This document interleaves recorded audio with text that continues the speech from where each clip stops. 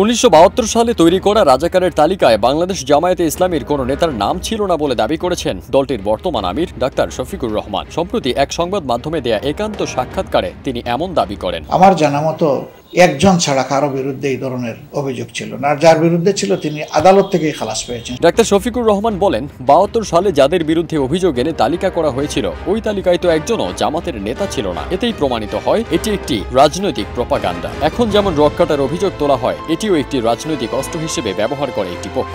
আমাদের দ্বারা হাজার হাজার মানুষের রক কাটা হয়ে গেছে, আমরা জঙ্গি, এইগুলা যা বলা হয় তখন ওই অস্ত্রটাই প্রয়োগ করা হয়েছে আমাদের। জামায়াতের আমির বলেন, 1971 সালে আমি শিশু ছিলাম। ওই সময় আমার রাজনীতি বিশ্লেষণ করার যোগ্যতা ও ক্ষমতা ছিল না। যারা জামায়াতের ভূমিকা নিয়ে প্রশ্ন তুলছেন তাদের সঙ্গেই তো পরবর্তীতে আমরা কাজ করেছি। তবে সবার মনে রাখা উচিত, একটা লোক হঠাৎ করে যেমন ভালো হয়ে যায় না, তেমনি একটা লোক হঠাৎ খারাপও হয়ে যায় না। মানুষের জীবনাচার একটা ধারাবাহিক বিষয়। আমি তখন শিশু মানুষ ছিলাম, কিন্তু পরবর্তী পর্যায়ে এ লোকদের সাথেই তো আমরা কাজ করেছি।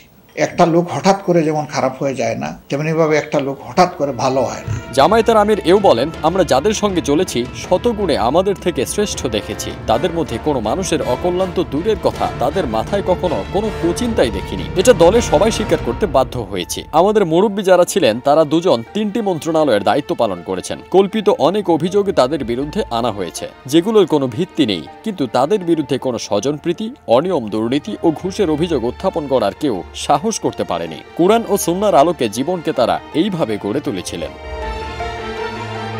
ফারদিন সানি, দেশ রূপান্তর।